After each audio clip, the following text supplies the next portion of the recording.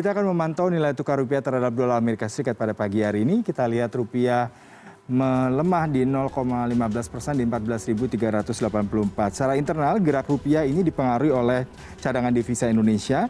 Bank Indonesia BI melaporkan posisi cadangan devisa Indonesia meski tetap tinggi sebesar 139,1 US dollar miliar atau sekitar 1,9 kuadrat triliun pada akhir Maret 2022.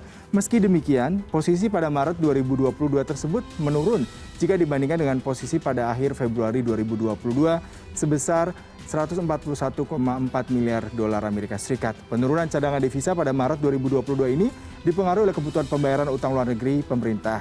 Rupiah ditutup melemah 3 poin pada perdagangan Kamis sore 7 April 2022 meski sebelumnya sempat menguat 4 poin di 14.362 rupiah.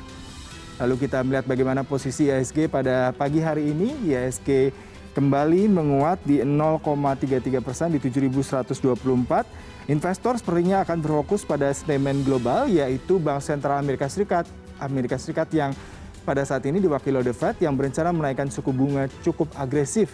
Ini akan menjadi sentimen negatif bagi pasar saham regional yang berpotensi memicu terjadinya arus dana keluar atau capital flow akibat pengetatan kebijakan moneter suku bunga acuan Amerika Serikat yang akan direncanakan naik di kuartal kedua ini. Pengurangan pembelian mortgage-backed security atau MBS serta US Treasury juga dapat mempengaruhi pergerakan IHSG pada Jumat ini. Selain itu pada Jumat ini juga diadakan rilis data untuk Indonesia yaitu Consumer Confidence Index atau Indeks Kepercayaan Konsumen IKK pada periode Maret. Lalu kita lihat bagaimana penutupan Bursa Asia kemarin dan pembukaan pada pagi hari ini. Kalau pagi hari ini semua sontak ikut melemah baik itu di Nikkei di 26.833, Hang Seng juga melemah 0,51%, Shanghai Composite begitu juga dengan Kospi. Kita beralih ke perdagangan bursa saham Eropa yang ditutup pada kemarin pagi. Kita lihat atau waktu Indonesia pagi hari ini, kita ngelihat kalau bahwasanya bursa Asia dan bursa Eropa sepertinya masih dipengaruhi oleh rencana pengetatan moneter Federal Reserve Amerika Serikat dan perang yang sedang berlangsung di Ukraina. Koreksinya dipicu oleh kebijakan agresif The Federal Reserve Amerika Serikat pada Rabu.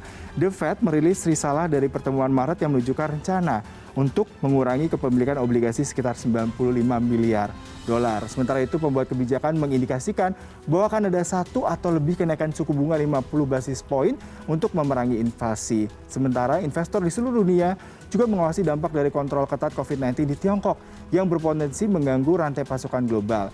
Mereka juga menunggu rincian babak baru sanksi barat terhadap Rusia setelah muncul bukti potensi kejahatan perang di Ukraina.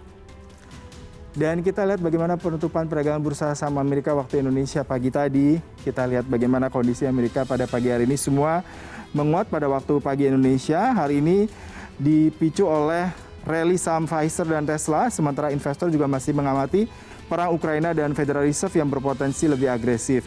Saham pertumbuhan mega cap berada di bawah tekanan pada awal pekan ini setelah komentar dari pembuat kebijakan The Fed, Presiden Federal Reserve St. Louis James Bullard mengatakan tingkat kebijakan jangka pendek Bank Sentral Amerika Serikat akan mencapai 3,5% pada akhir tahun ini. Di sisi ekonomi, klaim pengangguran Amerika Serikat juga akan turun 5.000 menjadi 166.000 dalam pekan yang berakhir 2 April.